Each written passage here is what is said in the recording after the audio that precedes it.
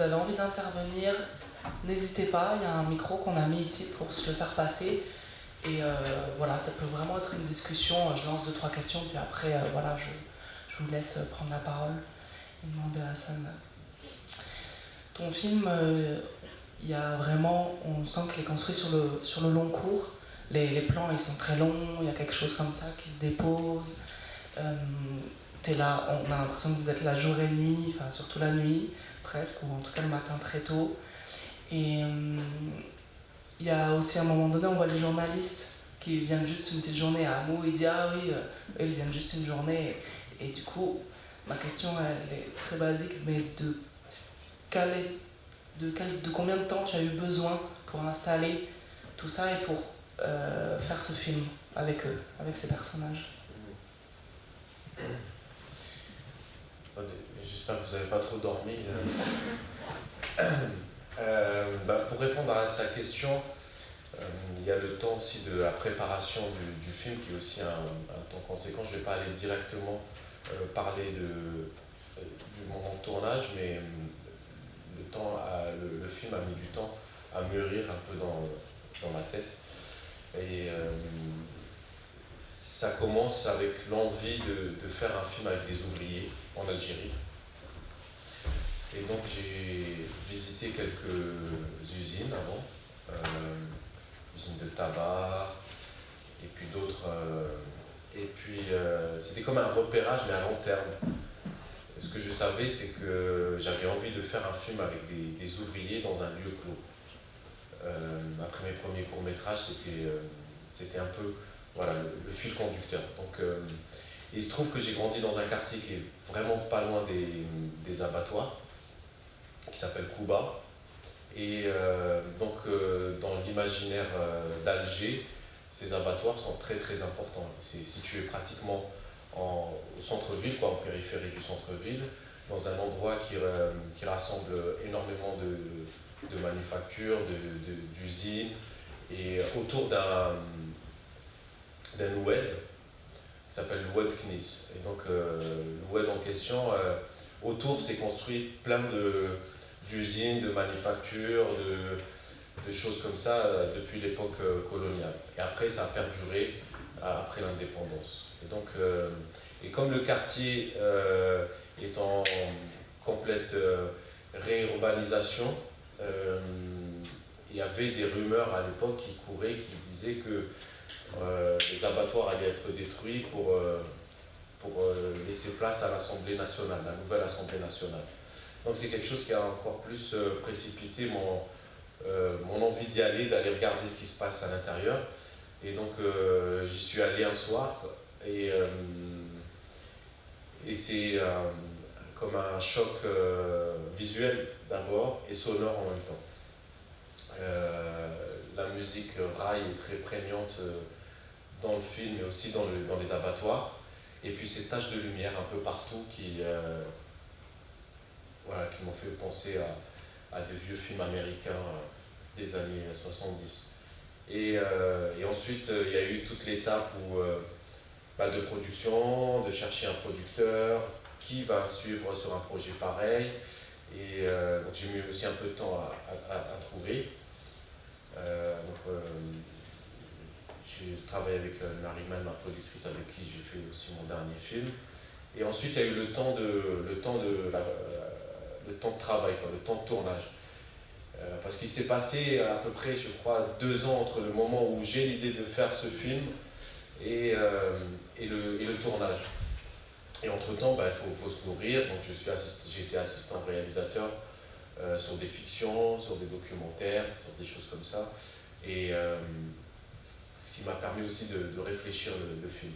Et une fois dedans, déjà j'ai fait le choix de ne pas emmener avec moi forcément un technicien. J'avais besoin d'un complice à l'intérieur.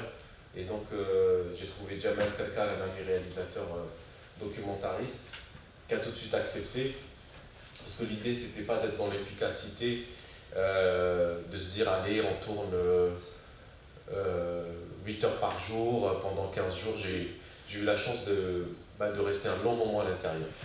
Et la totalité, voilà, pour revenir à ta question, on est resté 2 mois et demi à l'intérieur des abattoirs. entrecoupés. Donc j'ai fait un premier tournage qui a duré 1 mois.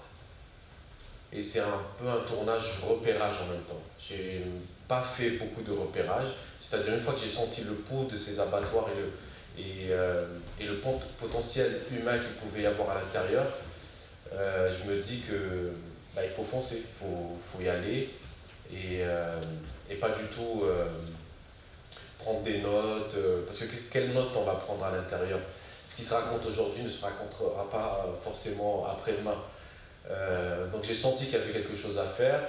On part avec mon ami Jamel et les 15 premiers jours ont été un peu dédiés à casser cette image que peuvent avoir les gens d'une caméra et d'un ingénieur du son. Ce qui est un peu raconté dans cette séquence avec les journalistes et de donner quelque chose qui est attendu. Donc il fallait casser un peu ce rapport que les gens ont avec la télévision.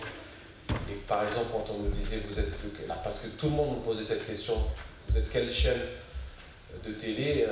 Notre réponse c'était, c'est Jamal et Hassan et on fait un film dans les abattoirs. Mais c'est quoi le film que vous voulez faire? Et là, pareil, j'avais un peu un synopsis que je donnais aux ouvriers, qui était, j'ai envie de faire un film qui parle de tout sauf de viande. Et ça permettait de désamorcer, de déclencher des discussions et c'est un peu comme ça qu'on a travaillé. Et même du coup tout ce temps, c'est la séquence que j'ai beaucoup aimée en revoyant ton film là hier, c'est lorsque, je sais pas comment il s'appelle, celui qui est assez fin, qu'on voit très peu mais qui a des paroles très belles, où tu lui demandes est-ce que tu peux me raconter l'histoire avec cette fille, et il dit non je peux pas parce qu'il n'y a pas Johnny qui est là, et parce qu'avec Johnny, s'il est là, du coup on va raconter ça et ça va se passer comme ça, et je vais le piquer du coup.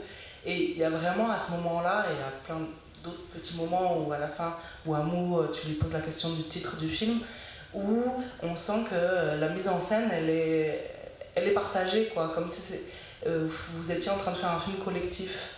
De quelle manière ça s'est amené ce dispositif, quoi? Et d'où l'idée de ne pas forcément aller faire des repérages sans caméra, mais que la caméra et le trépied deviennent aussi un sujet de discussion. C'est-à-dire en se baladant à l'intérieur des abattoirs avec vraiment un peu comme les frères Lumière au tout début, et puis à errer dans les abattoirs et discuter avec les gens. Donc l'objet de la caméra et du trépied et de la mixette devenait un objet de discussion. Donc on a passé énormément de temps aussi, surtout les 15 premiers jours, à discuter avec les gens. La caméra était posée et j'irais même plus loin, c'est-à-dire à même faire semblant de tourner des choses alors que je ne savais pas du tout à ce moment-là, les 15 premiers jours, dans quelle direction allait prendre le film. Et ces 15 premiers jours ont aussi servi à choisir les protagonistes avec qui j'avais envie de faire le film. Parce qu'ils sont à peu près 200 à travailler à l'intérieur. Et donc, fallait trouver, c'est comme un casting, entre guillemets, de gens avec qui il y a une accroche, des gens. Moi, je dirais le point commun entre tous les protagonistes qu'il y a dans le film, c'est que, en tout cas pour moi, ils sont tous porteurs d'une poésie, à leur manière. Que ce soit Agmo, qui est pour moi un philosophe qui parle du mensonge et de la vérité, que ce soit Ami Ali, le vieux troubadour. D'ailleurs, tiens, c'est intéressant de comment tu construis aussi une relation. Donc Ami Ali, le doyen des abattoirs, la première fois quand on va le filmer, il commence tout de suite à pleurer. À pleurer et puis à dire sa situation qui est une situation très difficile. Travailler toute sa vie dans des abattoirs, ne pas avoir d'assurance, dormir sur un carton. Mais ce qui m'intéressait, c'était d'aller un peu gratter ces couches qu'on peut très vite nous se donner, que les gens te donnent très, très facilement. Et donc, en discutant un peu avec lui, il me dit oui, mais tiens, j'ai un poème à te dire, à te déclamer. C'est l'entrée du film. Et donc je lui dis, ah tiens, c'est intéressant, mais comment tu connais cette poésie? Et donc, Ami Ali, il me dit, bah, j'ai suivi des troubadours quand j'étais plus jeune, dans les vieux villages, dans les marchés, et puis ils notaient leur poésie. Donc je me dis, tiens, c'est ça qu'il faut creuser avec lui. Et puis c'est une parole qui est en train de disparaître, c'est quelque chose... moi, je ne sais plus ce que c'était la question, mais... ah oui, de fabriquer un film ensemble. Oui, alors il y a cette idée qui n'est pas du tout nouvelle, c'est de se dire que nous ne faisons pas de film sur les gens, mais on essaye de faire un film avec les gens. Et dire que la marge de manœuvre, elle est énorme. C'est se raconter tel qu'on a envie de se raconter. Tout en aiguillant un petit peu, parce que je sais plus ou moins où va le film. Et si je prends l'exemple de Youssef et de Hossein, donc le couple, le duo de choc dans le film, eux, ce qui m'intéressait, c'était quand ils parlaient d'amour. Et ça, c'est quelque chose qu'ils ont senti. Pour moi, voilà, parler d'amour, c'est porter une poésie quelque part. Et donc, j'allumais ma caméra dans les moments où ils parlaient d'amour. Donc, on dirige d'une certaine manière, comme ça, et de leur dire qu'il y a toute la latitude pour proposer des choses, pour qu'on fabrique le film ensemble. Est-ce qu'il y a déjà des réactions, des questions, même oui, il y a quelqu'un. Ah, est-ce que quelqu'un peut s'occuper d'amener le micro avec le fil? C'est à l'ancienne.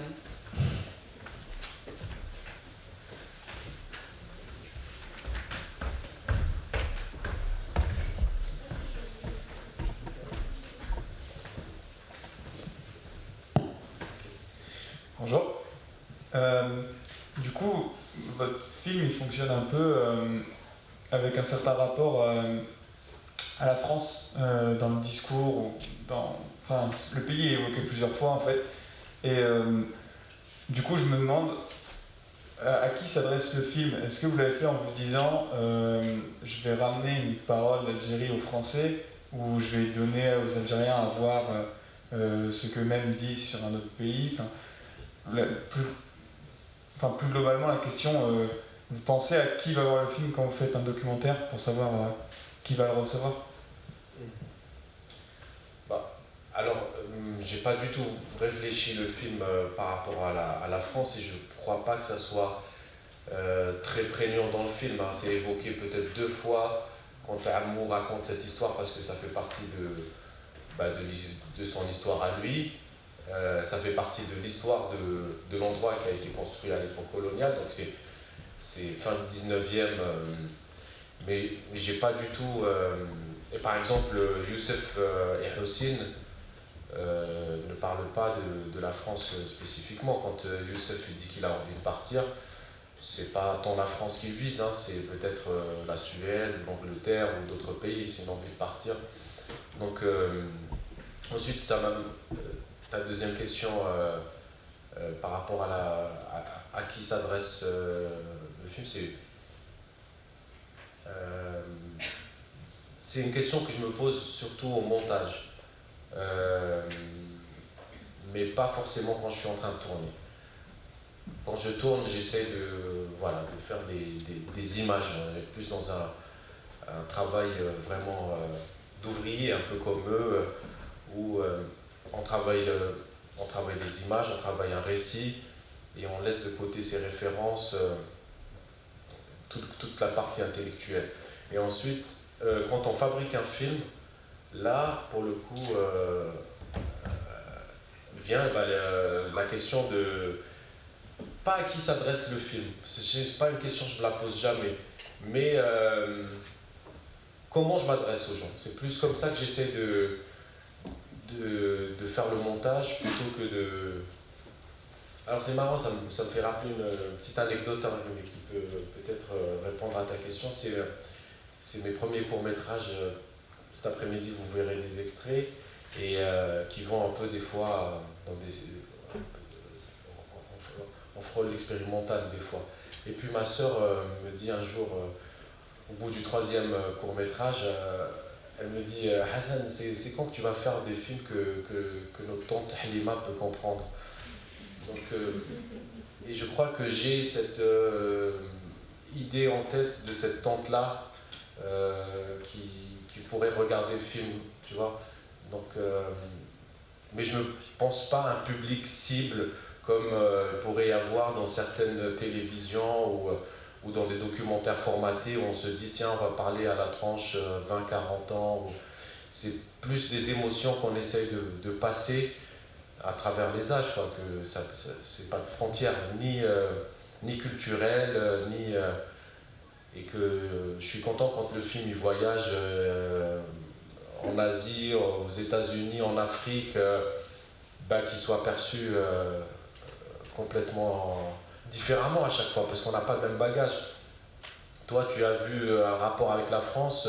Ailleurs, par exemple, on fait fi de tout ça, c'est-à-dire que ça n'existe pas. Un Algérien qui regarde le film, et même dans la diversité des Algériens, c'est complètement différent. Chacun s'approprie le film.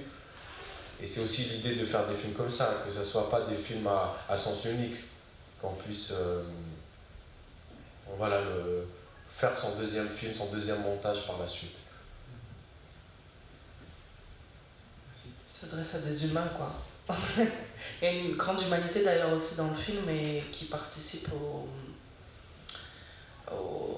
après à ce qu'on ressent aussi en tant que spectateur. Est-ce que tu peux nous parler du montage et comment vous avez pensé le montage par rapport à, je sais que c'est par rapport à la rencontre et petit à petit on rentre comme ça dans la relation au personnage. Alors le montage il est assez fidèle au film. Je veux dire, le film est assez fidèle à l'expérience qu'on a vécue à l'intérieur des abattoirs, parce que je trouve que, et ça je le dis toujours, l'expérience vécue est beaucoup plus forte que ce qui est restitué dans le film. Il y a beaucoup de frustration, je dirais que faire un film ou faire des photos c'est 80% de frustration, parce que il y a des choses incroyables qu'on n'a pas pu saisir, mais ça fait partie du jeu. Je citerai par exemple un ouvrier qui lui est dans la psychanalyse tout le temps, qui a étudié Freud, et qui ne voulait pas du tout être filmé. Donc on est tout le temps dans cette frustration nous habite constamment. Et après le montage, ça s'écrit aussi avec le monteur avec qui tu fais le film. C'est pour moi la troisième écriture, et qui est une écriture aussi importante que l'écriture en amont du tournage.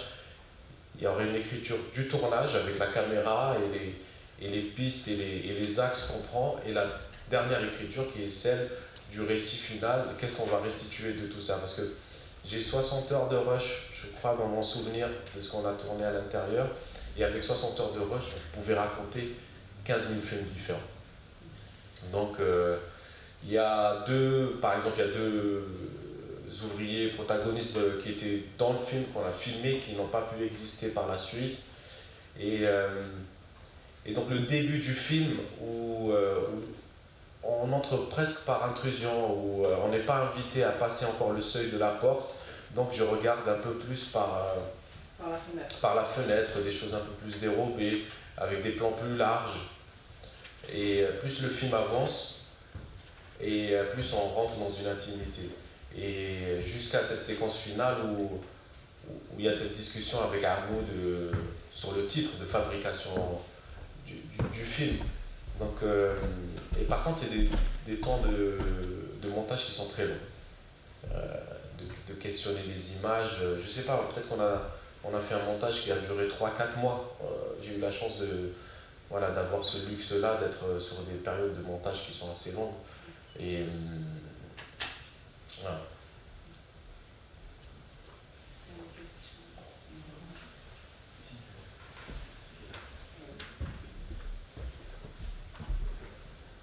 Bonjour. Je voulais savoir si les protagonistes du film, ils avaient vu le film, et si quand vous avez commencé à les filmer, ils ne se sont pas demandé pourquoi eux, pourquoi vous avez choisi de les filmer eux. Enfin, je sais pas, c'est mon avis, enfin, peut-être des personnes lambda, je m'entends. Pourquoi eux et pas d'autres personnes. Voilà. Alors je commence par ta première question. Est-ce qu'ils ont vu le film? Je raconte ça aussi. Quand le film était fini, j'étais allé à la Cinémathèque d'Alger et j'ai entre guillemets demandé au directeur s'il pouvait me réserver la salle pour qu'il voit le film, pour que les protagonistes voient le film. Et donc c'était réservé à 14 heures, c'était un moment où ils ne travaillaient pas.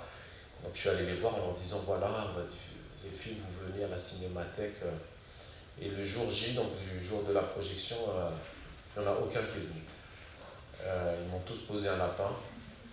Mais parce que l'acte déjà d'aller dans une salle de cinéma n'est pas forcément quelque chose qui est facile pour tout le monde. Et ensuite, il y a aussi le fait qu'ils vivent un peu en vase clos à l'intérieur des abattoirs. C'est un peu une ville dans la ville, c'est un village dans la ville. Et donc j'ai compris très vite qu'il fallait que j'aille leur montrer le film à l'intérieur des abattoirs. Donc j'ai pris mon ordinateur et je suis allé leur projeter et en petit comité. Et puis on a eu des discussions qu'avec le recul, je me suis dit tiens, on aurait dû filmer parce que ça prolongeait le film d'une certaine manière. Et Amo n'en demandait pas, il disait mais pourquoi t'as pas pris ce titre? Je t'assure que le titre est meilleur que ce que t'as pris, quoi. Et ensuite sur la question de pourquoi est-ce qu'ils se sont demandé bah écoute, je crois pas. Je crois pas qu'ils. Je me suis jamais vraiment posé la question de ce que eux pensaient d'eux-mêmes, quoi. Et je pense que pour eux c'était complètement naturel d'une certaine manière. Ils sont porteurs d'une culture, ils sont porteurs de choses à dire, donc ils avaient complètement leur place dedans. Mais par contre, ce que je pourrais dire, c'est que Ammo, au départ, ne voulait pas du tout être filmé. D'ailleurs, il intervient dans le film bien après. C'est que pendant la deuxième partie de tournage, quand on était retourné, qu'il commençait à se mettre derrière la caméra, à regarder, à commenter. Mais il ne voulait toujours pas se laisser filmer. Puis un jour, il se passe un déclic. C'est la séquence où il est en train d'écouter de la musique sur fond rose, assis avec sa cigarette. Et donc là, je pose ma caméra en face de lui et je vois qu'il ne dit rien. Et il accepte. Et donc c'est à ce moment-là que Amo entre dans le film. Mais pour les autres, ça a été beaucoup plus simple. Et ensuite, c'est le rapport qu'on instaure avec les gens. C'est-à-dire, si tu leur dis, bah, votre vie m'intéresse en fait, ce que je viens faire, c'est vous filmer vous. Et pas leur dire que nous allons faire le film du siècle et que tout ça se fabrique ensemble.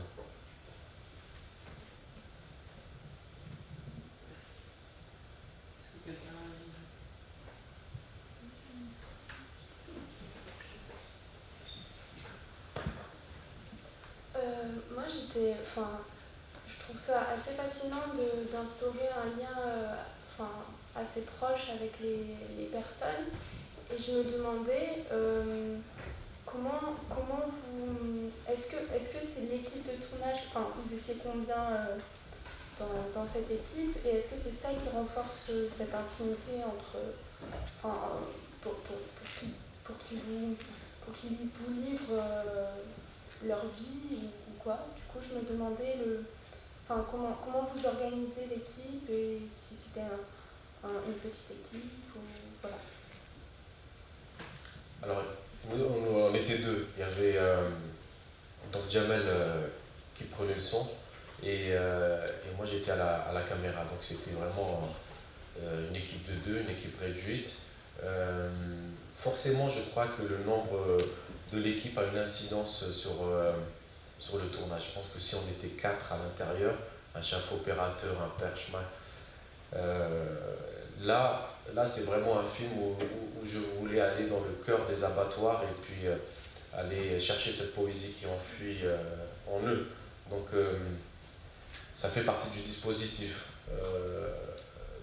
Tout ça est réfléchi en amont, de se dire à combien on va y aller, qui j'emmène avec moi aussi, c'est très important, parce que la personne, Jamel était aussi partie prenante des discussions qu'on avait, donc il faisait vraiment partie de cette équipe. Et au moment où on est arrivé à...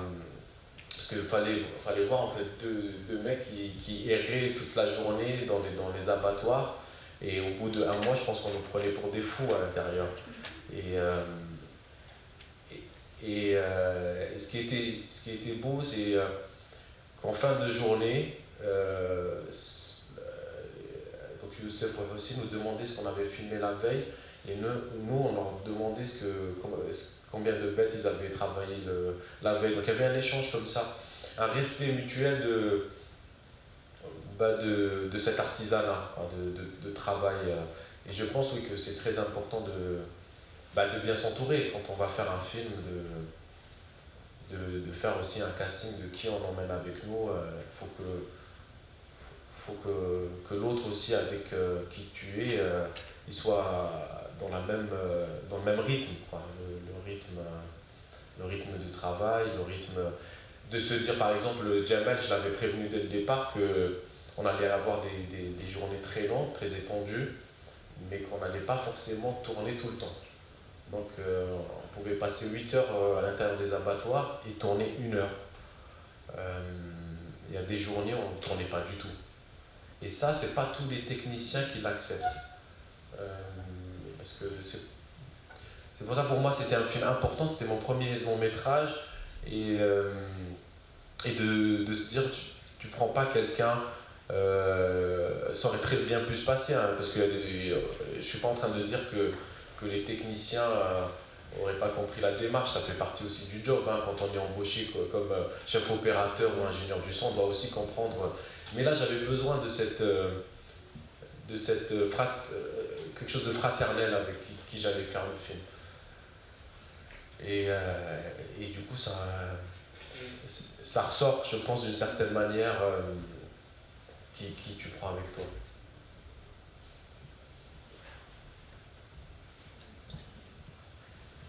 Alors, c'est pas forcément une question, mais dans votre film, vous filmez la mort, vous filmez aussi la souffrance, pas juste la souffrance animale, mais aussi la souffrance de certains hommes. Je sais plus comment il s'appelle, pas le plus jeune, j'ai l'impression celui qui a 20 ans, celui qui a... Youssef, voilà. Parce qu'à un moment donné, voilà, comme il dit, dans ma tête, il y a 99 ronds-points. On sent que... comme je dis, c'est une espèce de ville dans la ville, c'est un peu leur univers. Vu que vous filmez que dans l'abattoir, on n'a pas l'impression forcément qu'ils sortent de cet abattoir, qu'il y a un extérieur. Et du coup, je sais pas ce que vous pouvez me dire par rapport à ça, mais on sent qu'il est quand même enfermé, mais qu'il quand même il essaye de rêver. Lui, il essaye peut-être encore de rêver, alors que les autres, ils ont... Je sais pas si soit ils ont compris, soit ils ont vieilli, ils ont plus cette possibilité-là de rêver que lui, il a encore. Voilà, je sais pas comment dire. Alors oui, la particularité sociologique de l'abattoir aussi, c'est que les gens qui viennent travailler ne sont pas d'Alger. Donc la plupart des ouvriers sont de l'intérieur du pays, donc ils viennent de villes qui ont une vieille tradition avec la boucherie, les abattoirs. Et la plupart d'entre eux vivaient à l'intérieur des abattoirs. Donc ça, c'est quelque chose aussi qui était important pour moi. Et de travailler sur ces interstices, ces moments-là entre le temps de travail et la pause. Généralement, c'est la nuit. Et c'est pas comme dans des abattoirs ici en France où on sait le nombre de bêtes qu'il va y avoir. Là, à Alger, c'était complètement aléatoire. On ne savait pas trop le nombre de bêtes qui allaient arriver. Donc, je me focalise beaucoup sur ces moments-là entre le travail et le repos, quoi, et le temps de pause. Et qu'est-ce que j'allais dire? Oui, sur Youssef et si on prend Youssef et Ammi Ali, Ammi Ali est très âgé, il a fini il va finir sa vie là.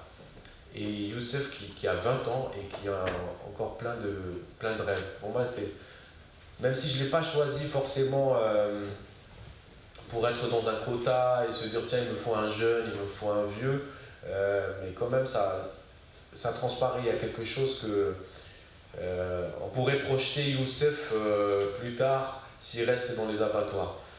Mais Youssef, c'est quelqu'un qui est arrivé avec son sac à dos dans les abattoirs et qui a trouvé du travail comme ça en toquant à la porte. Et, il l'a fait d'ailleurs. Il est parti des abattoirs et il a trouvé du boulot ailleurs. Donc ce qui m'intéressait chez lui, c'est que c'était aussi une personne qui a 20 ans, peut-être comme vous, et qui se cherche énormément dans sa vie sentimentale, dans sa vie professionnelle. Et pour moi, Youssef est d'une palette de couleurs. Il n'est pas noir ou blanc, il n'est pas juste... parce que souvent on me dit ouais mais Youssef, pas souvent mais j'ai eu des réflexions comme ça, on me dit ouais c'est quelqu'un qui a envie de se suicider, c'est le premier truc qu'on retient. Et là je me dis tiens, peut-être que j'ai raté quelque chose en fait si on retient que ça. Parce que Youssef c'est quelqu'un qui chante, c'est quelqu'un qui aime l'amour, qui aime les filles, qui a envie d'autre chose, qui est rêveur quoi, qui a envie de passer les lignes des abattoirs. Donc voilà, pour moi c'est vraiment deux personnages un peu qui se font face, mais qui sont complètement différents aussi. Il y a une question juste en bas. Voilà, d'abord il a envie de s'échapper, quoi. On dirait vraiment une prison, hein. Là, un truc un peu comme ça.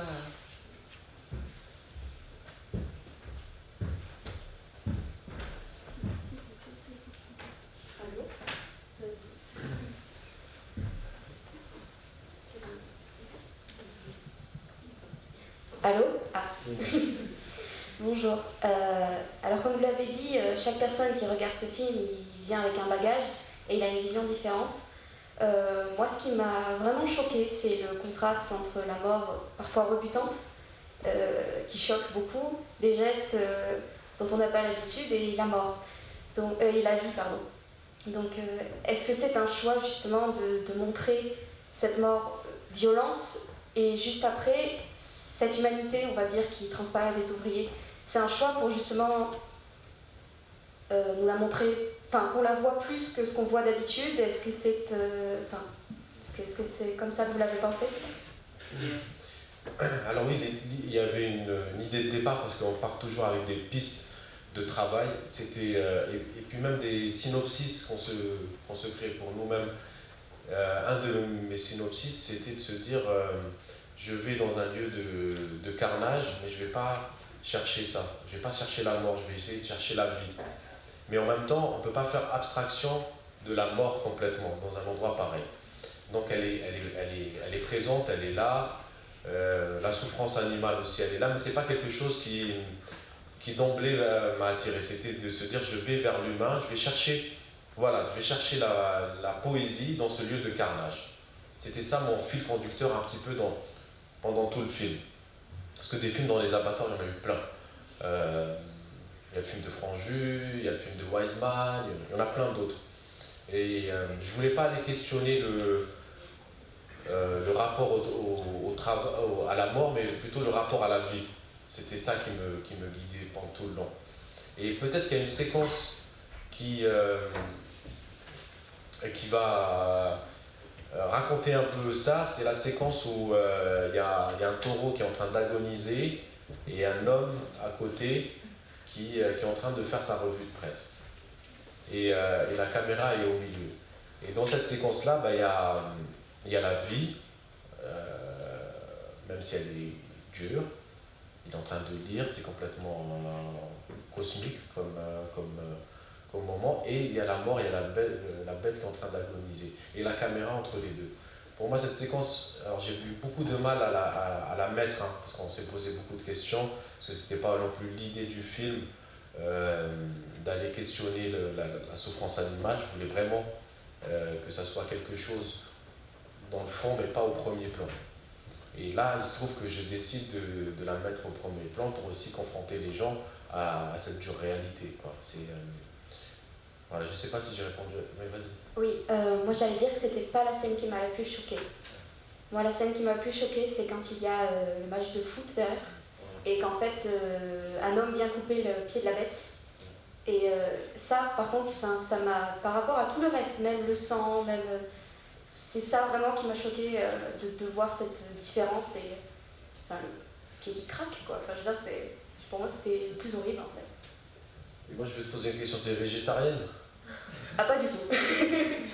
Bah voilà, bah du coup c'est bien parce que ça montre aussi d'où vient parce qu'il y a aussi cette décision politique d'éloigner les abattoirs des centres, quoi, de là où on vit, et puis de les cacher. Et même d'ailleurs les abattoirs d'Alger n'existent plus, ça a été détruit il y a 1 an et demi. Donc oui, il y a comment dire, cette envie politique, en tout cas, de repousser ces endroits où... Mais en fait, ce que tu as dans ton assiette, bah, ça vient de lieux comme ça. Et c'est peut-être aussi bien de se confronter à ce genre de choses et de questionner ça, quoi. Mais voilà, encore une fois, c'est pas ce que je suis allé chercher d'emblée, quoi. Mais ça existe, c'est là. Merci beaucoup. Je veux bien rebondir là-dessus. Moi, justement, enfin, je trouve que c'est surprenant, mais ça m'a pas choquée. Je trouve que ce qui est fou là-dedans, c'est que vraiment, tout est en plein milieu et tout est lié, en fait. Et c'est vraiment quelque chose on a l'impression devenu banal. Et je trouve que cette scène, elle est vraiment burlesque. Enfin, ils sont en train de regarder un match de foot, on les a vus pendant 10 minutes en train de régler l'antenne pour pouvoir capter. Et puis, pendant qu'ils regardent, il y en a un qui essaye de tirer le bœuf, il y en a 10 qui viennent, ils sont en train de tirer, et c'est complètement burlesque, ouais, on dirait un cartoon en fait. Je sais pas si vous avez eu cette impression-là, mais moi c'est ce que j'ai ressenti. C'est ça qui m'a choquée, c'est pas le sang qui m'a choquée, c'est la différence. Ouais, oui. Oui, alors il faut aussi voir ce lieu-là comme un lieu d'entraide et de solidarité incroyable qu'il y a comme ils sont livrés à eux-mêmes d'une certaine manière. Et d'ailleurs, ça me fait penser ce que tu dis quand on parlait des choix des protagonistes. Ceux qu'on voit dans le film seront ceux qui travaillent pour des gens.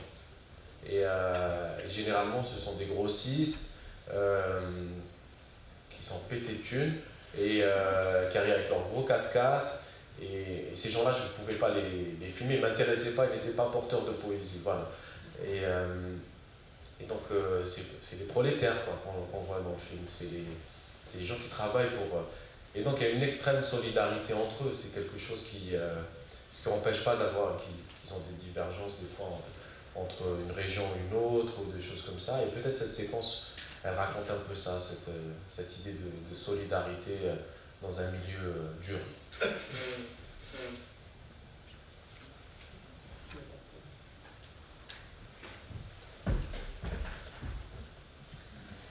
Alors, moi j'aimerais bien que tu nous parles un peu de ton rapport à l'image. Parce qu'en fait, je me souviens très bien d'avoir été complètement fascinée, j'avais l'impression que c'était une succession de tableaux. Et du coup, ton rapport justement peut-être un peu à la peinture, je ne sais pas si c'est quelque chose dont tu t'inspires, mais aussi juste comment tu te places, comment tu es, quelle est cette énergie qui fait que tu arrives toujours à trouver la bonne place, c'est toujours la bonne distance. Enfin, je sais pas, il y a quelque chose qui je trouve assez fascinant. Alors la peinture, j'aime la regarder, mais c'est pas du tout quelque chose que je vais chercher. Par contre, la photographie, beaucoup. Je regarde énormément d'expositions de photos quand c'était possible. Et c'est quelque chose qui m'a beaucoup nourri, en tout cas de regarder les photographes, soit américains, français, africains aussi. Et ensuite, sur le rapport à la photo, peut-être à l'image, on reviendra cet après-midi. Ce que je peux dire là, sur ce film, c'est que j'ai fait le choix aussi, c'est un choix technique, de tourner avec une focale fixe, qui est le 50 mm. Et le fait de tourner avec cette focale fixe, eh ben, ça induit forcément un rapport à l'image qui est différent de si on tournait avec une caméra pareille, où il y a un zoom possible et où ça peut créer aussi une certaine distance ou paresse même des fois quand on va zoomer quelque chose. Et donc voilà, j'ai fait ce choix-là de tourner avec cette focale, et une focale en plus que j'ai cherché, parce que c'est une focale qui ouvre à 0,9, c'est un Voigtlander, c'est une marque allemande, qui est une focale assez incroyable en fait, et dont j'avais besoin dans un lieu pareil pour capter la lumière en très faible, en basse lumière. Et je pense que ça, voilà, ça induit aussi le cadre, c'est-à-dire de tourner avec une focale fixe ou avec un zoom, c'est complètement différent.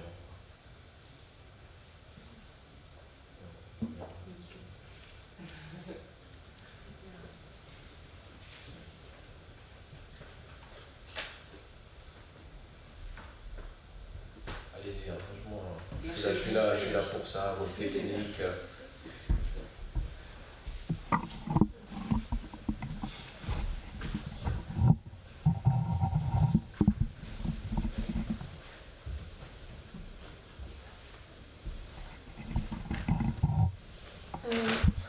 Oui. Moi, je me demandais, vous avez parlé donc du couple là des garçons, enfin, je sais plus comment ils s'appellent. Youssef et Hussein. Oui, voilà. Et donc, ce qui vous avait intéressé, c'était leur sujet de discussion sur l'amour. Et je me demandais, est-ce que, en passant, vous les avez entendus parler de ça et vous vous êtes dit, tiens, je vais filmer. Et petit à petit, c'est un sujet que vous avez voulu creuser avec eux et vous leur avez demandé de parler de ça ou des choses que vous avez entendues et vous leur avez demandé de le redire. Ou enfin, comment ça s'est passé ou même pour tous les personnages en fait que vous avez ciblé un thème ou un sujet qui vous intéressait, comment vous l'avez Ouais. Alors déjà, il y a la rencontre, comment j'ai rencontré Youssef et Hussein. Donc, on est à l'intérieur des abattoirs avec une caméra, un trépied. On se balade et puis on va se présenter, même s'ils sont 200 à l'intérieur. Et c'est très très important d'aller se présenter, dire qui on est. Et donc déjà là, tu as déjà une première approche, un premier contact avec les gens, où tu sens plus ou moins ce qui se passe. Donc Youssef et Hussein, très vite, et en plus il y avait cette proximité de l'âge, et très vite il y a un courant qui est passé entre nous. Donc c'était différent mon approche, ma rencontre avec Youssef et Hussein, que celle de Amir Ali, qui est beaucoup plus âgé et qui a besoin de beaucoup plus de temps pour s'exprimer. Et ensuite, quand tu dis de comment il se livre, alors oui, forcément, alors il y a plusieurs manières de le faire, et même si on est dans un cinéma du réel, qui est un cinéma sans scénario, donc qui n'est pas écrit au préalable, mais on sait plus ou moins où est-ce qu'on se dirige. Moi j'appelle ça des axes de travail. Je sais et que je vais noter sur mon calepin, pas forcément dans un scénario, je sais que Youssef et Hussein, tiens, c'est ça qui m'intéresse. Je vais noter discussion sur l'amour, ça me rappelle En attendant Godot, des choses comme ça, des notes que je prends. Et ensuite, par exemple pour Amou, ça serait plus la philosophie. Quand il m'a parlé de cette phrase incroyable, pour mentir je ne mens pas et la vérité je ne tombe pas dedans, et je la note et ensuite je le relance là-dessus. C'est chaque protagoniste, je note des choses, je prends des choses. Après il n'y a pas de méthode, il n'y a pas une recette, il n'y a pas une manière de faire. Et par contre, oui, je me permets de diriger d'une certaine manière, et même de pousser plus loin, de pousser vers la mise en scène. Par exemple, l'histoire de Amou, quand il raconte l'histoire de la mouette qui a volé le drapeau français, ça c'est une histoire qu'il m'avait racontée en off et que j'avais pas pu filmer. Et donc, 2 jours après, je retrouve Amou et je lui dis écoute, l'histoire que tu m'as racontée la dernière fois, franchement, j'ai envie qu'elle soit dans le film. Est-ce que je pourrais te filmer en train de la raconter? Et là, tout de suite, il dit ok, donc on va choisir un cadre, on va choisir une lumière, quelque part où il va se mettre. Et puis, il y a aussi des discussions qui naissent spontanément. Et on est là ou on n'est pas là. Tiens, je vais donner un autre exemple. Par exemple, quand Youssef est avec sa copine au téléphone, et là, ils sont en train de discuter c'est Bonnie and Clyde version Alger. Là, par exemple, il était déjà en conversation quand nous, on passait. Donc, mais comme il y a un rapport de confiance qui s'est instauré et qui savent le film qu'on est en train de faire, quand je pose ma caméra à côté de lui, eh ben, il dit rien. Il va même pousser encore plus la conversation, parce que c'est une conversation qui aurait pu s'arrêter plus tôt, et le fait que la caméra soit là, ben, ça va prolonger quelque chose. Voilà, donc je pense voilà, j'ai répondu un peu à ta question.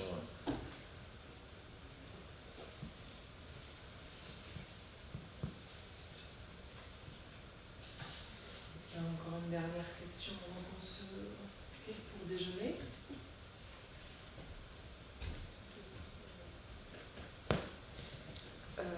Oui, moi c'était une question par rapport à la musique. Est-ce que, j'ai l'impression que tous ils parlent d'une même personne, je sais pas si j'ai l'impression qu'ils parlent d'une même personne j'ai pas saisi exactement qui.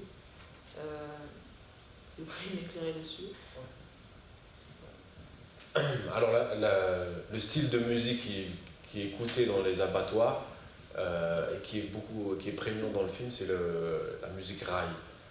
Et donc c'est une musique algérienne qui est ancienne et qui s'est transformée au fil des ans avec l'apport d'instruments complètement différents. Et peut-être que vous connaissez Cheb Khaled, c'est peut-être un des plus connus à chanter du raï, mais là, ce qu'on entend, c'est pas Cheb Khaled, c'est vraiment un raï des années 90, plus électrique, plus synthé, et dans la figure principale, et en tout cas une des figures, un des chanteurs importants, c'est Hasni, que chante Youssef à la fin du film, et qui est un chanteur assassiné dans les années 90, et que Youssef, qui avait 20 ans à ce moment-là, écoutait alors qu'il n'était pas du tout contemporain de lui. C'est quelqu'un qui a vraiment marqué en tout cas des générations entières et qu'on écoute. Donc on parle beaucoup de Hasni dans le film. Et ensuite, voilà, ça fait partie aussi du déclencheur qui m'a emmené dans les abattoirs. C'était ces bribes de musique raï qu'on entendait qui m'ont happé un petit peu en me disant, s'il y a cet univers sonore, c'est que derrière, dans ces pièces-là, il doit se passer des choses incroyables. Et du coup, c'est pareil, ça va être une piste que je vais chercher, même avec l'ingénieur du son, dès qu'on écoute du rail sortir d'une pièce, on va aller prendre le son comme ça, à côté, pour enregistrer, même si on n'est pas en train de filmer. Donc ça fait partie, oui, de la construction du film aussi. C'est une bonne question, parce qu'il y a une musicalité propre au film, que je dirais qui est une musique rail, quoi, qui est cette musique-là, un peu mélancolique, mais en même temps qui peut passer de quelque chose de très grave, d'une déception amoureuse, à quelque chose de plus joyeux aussi. Et donc le film est aussi un peu construit comme ça, en s'inspirant de cette musique. Je voulais juste, du coup le chanteur il a été assassiné, vous avez dit, mais c'est parce que est-ce que c'est la musique qui est, c'est pas, j'ai pas bien le terme. C'est un style de musique pas controversé, j'ai pas le. Est-ce qu'il a été assassiné à cause de sa musique et du coup c'est. Ah oui, voilà, c'est une musique politique, du coup c'est comme aussi à un moment le vieux monsieur, pardon, je me permets, qui dit je sais pas si c'est de la poésie, mais il dit que ça a été c'était des musiques interdites aussi. La poésie interdite aussi. Bon, alors, rapidement, je ne sais pas si vous savez ce qui s'est passé dans l'Algérie des années 90. Il y a eu comme disait un intellectuel algérien, une guerre contre les civils. Donc il y a eu des gens qui ont été assassinés par les terroristes et qui a fait des milliers de morts, quoi, et des disparus aussi. Et il se trouve qu'une de leurs cibles, parce qu'il y a un moment où ils ne faisaient pas du tout de distinction entre les métiers, entre les gens, au début ça a été beaucoup les intellectuels et les chanteurs algériens qui étaient visés par ça. Et il se trouve que Hasni était dans les années 90 une figure absolue de la joie de vivre, quoi. de l'envie de vivre. Il représente, voilà, pour la jeunesse algérienne, il était quand même comme un emblème. Quoi, il y en avait plein d'autres, hein, mais lui, il avait 20 ans et il représentait beaucoup pour cette jeunesse. Et le fait d'assassiner Hasni, c'est un double meurtre, quoi. Tu tues la personne d'abord et ensuite tu tues la culture derrière, quoi. Tu tues le rêve, quoi. Il y a quelque chose d'assez violent là-dessus. Donc les chansons, est-ce qu'elles sont politiques? Pour moi, tout est politique, un film est politique. Même si les chansons ne parlaient pas de politique, elles sont d'une certaine manière politiques. Donc, mais lui, il chantait l'amour, il chantait la poésie, il chantait les relations humaines. C'est un mélancolique. Voilà, c'est pour cette raison-là qu'il a été assassiné, Hasni.